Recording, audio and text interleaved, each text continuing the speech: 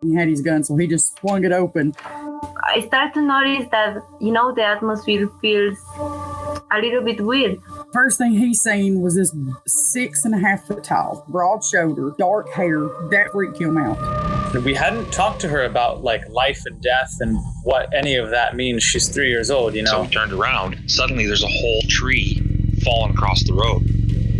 And she was describing to us that, there was a deceased person that she could see visually.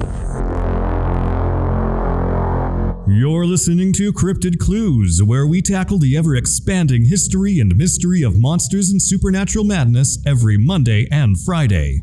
You can find us at CryptidClues.ca for more information, or even check out exclusive content such as interviews and D&D campaigns at patreon.com/CryptidClues.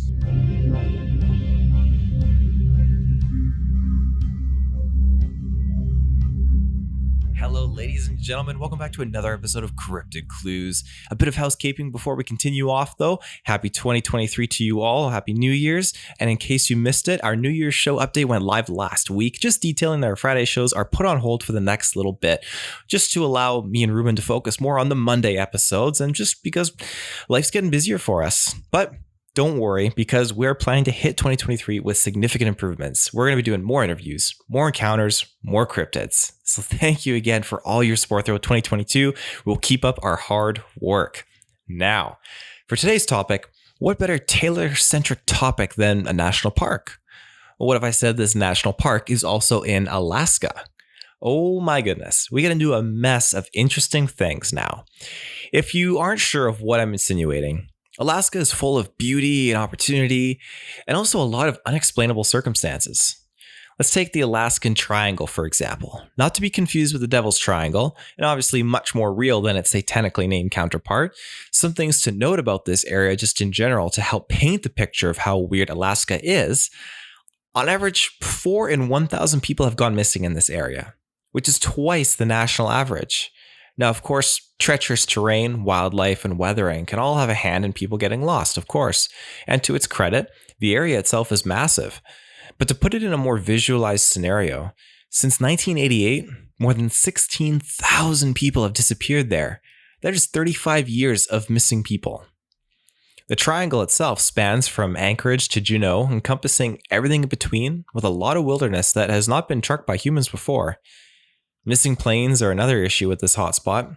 Now again, the weather isn't the most agreeable up north and could yield in planes going down without a trace.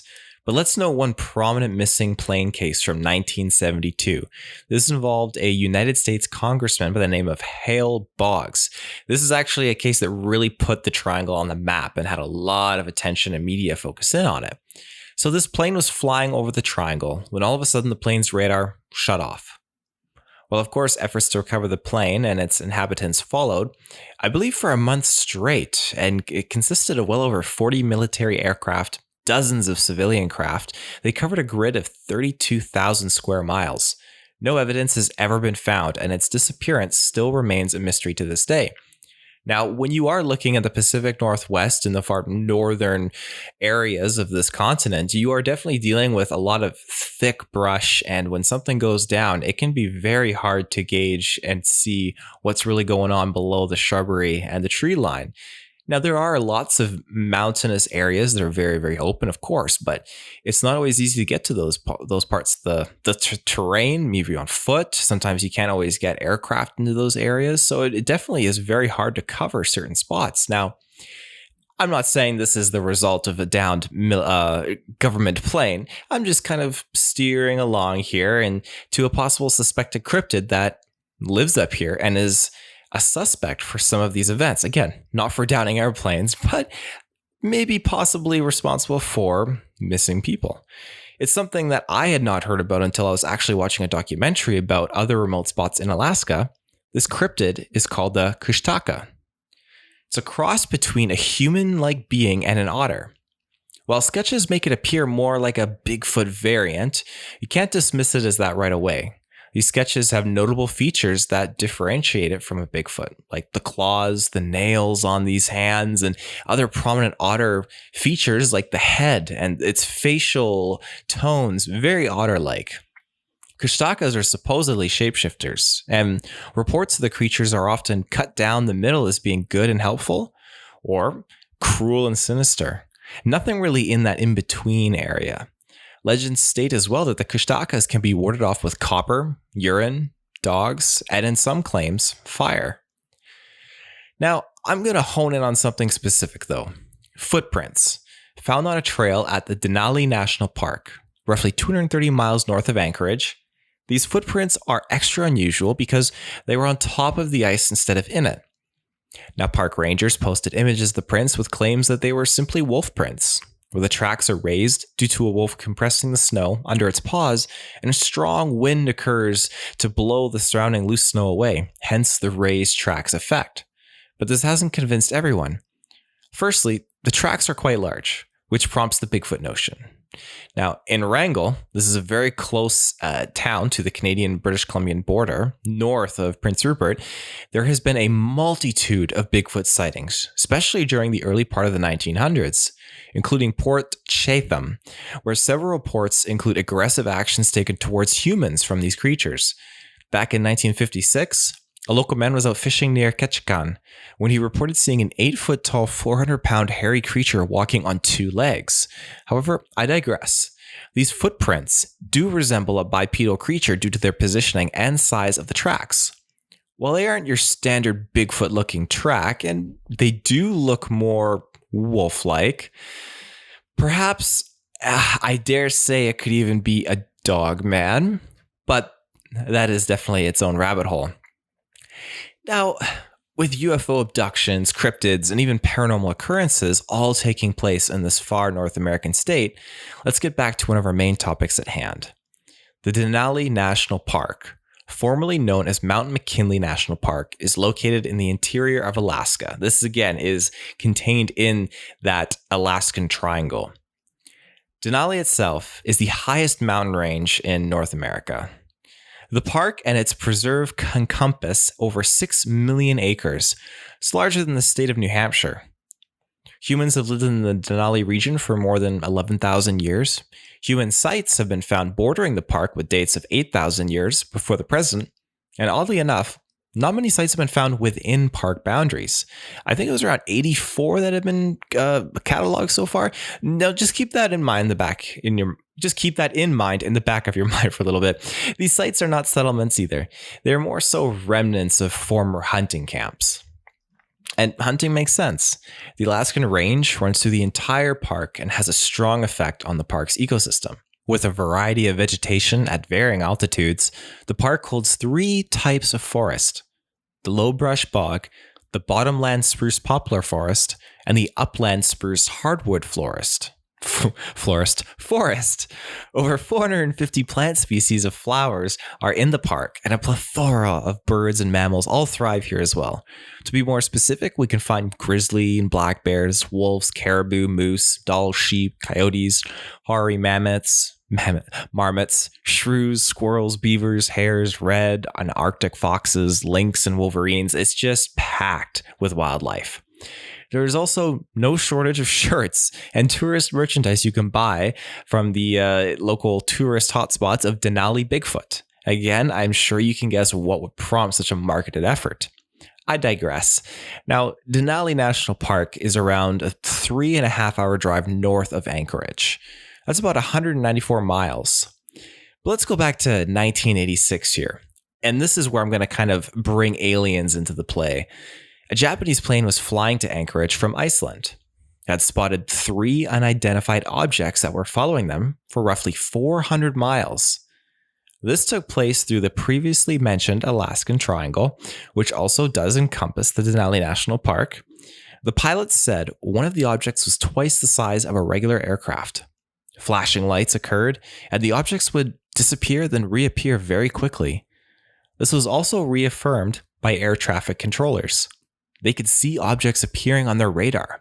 That was roughly 5 miles away from the plane. These things were just appearing, but they couldn't discern what they were.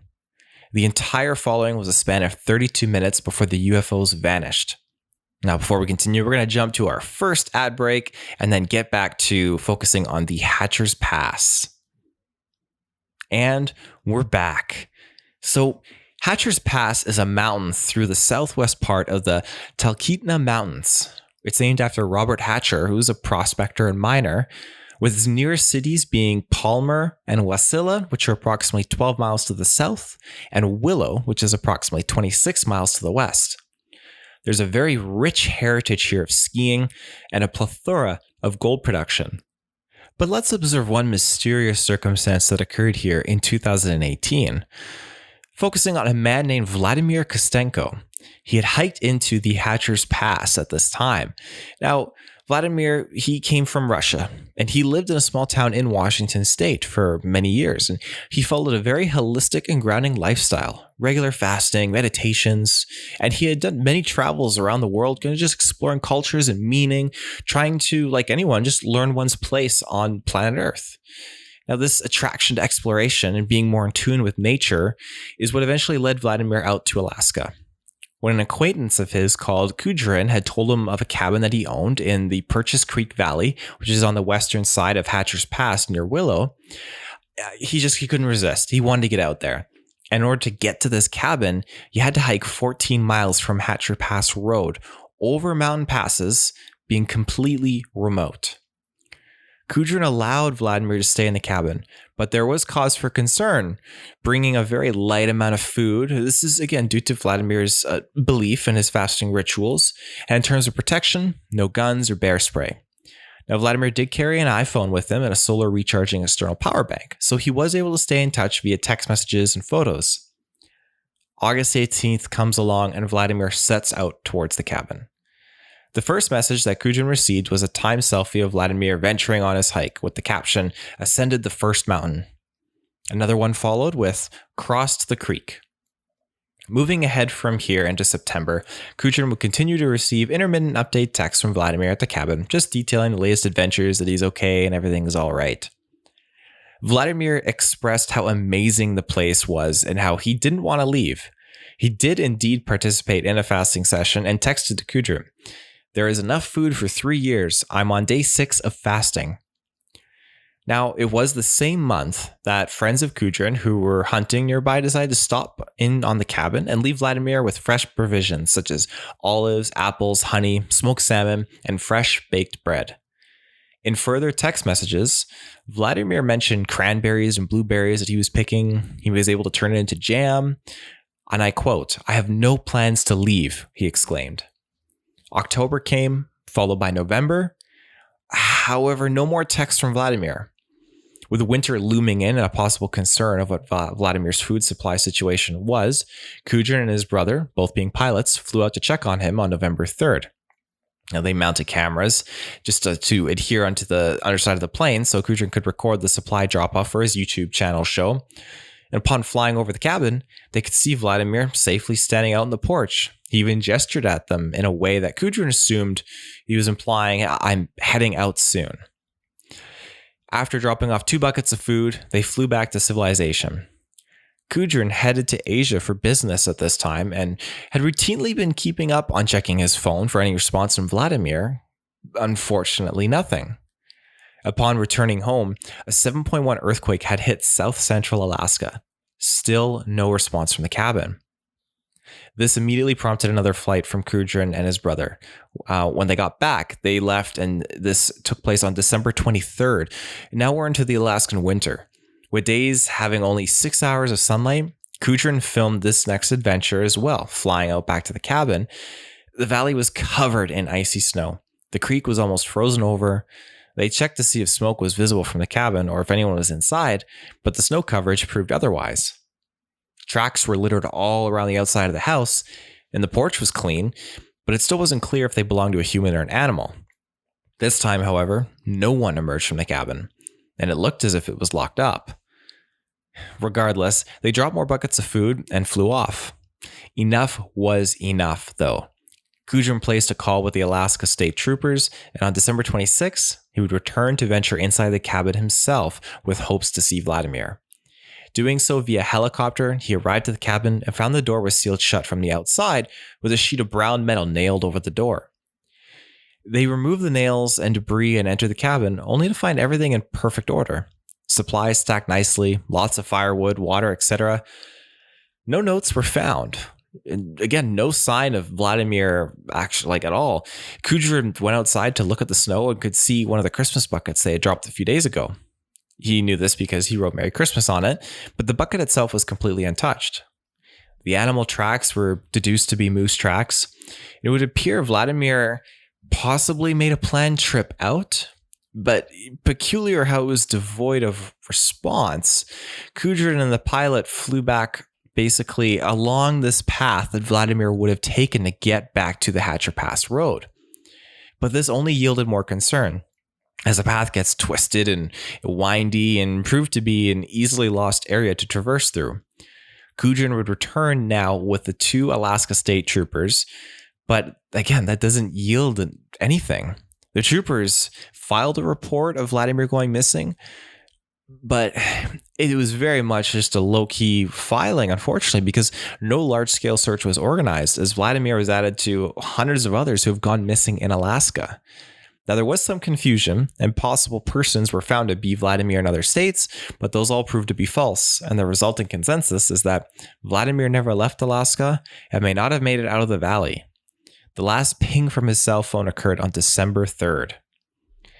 Now, of course, we can't assume this is cryptid or alien caused. That's too bold. The man may have been malnourished, having fasted, not properly dressed for winter, or even just going for a hike, have the strength, and ultimately lost from the journey home.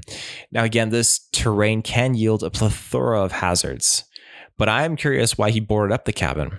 Was that a privacy thing to ensure no other nearby tourists would sneak into the cabin? Was the door boarded up during Cuillin's December 23rd flyby? He just maybe didn't notice it. There's still so many questions that it makes me wonder. Why would Vladimir stop using his cell phone? Why was he standing on the porch that one time? And what was he experiencing in those closing days? Side note here, and again, I'm not insinuating this is it, but I'm using the mysterious unknown factor as a bridge into bringing UFOs back into play here. Now, again, no facts on this, nothing concrete. Now, you might be familiar with a Hollywood film called The Fourth Kind. While that film was a reenactment story of a series of occurrences taking place in the small town of Nome, Alaska, between 1960 and 2004, over 24 residents of this remote town went missing.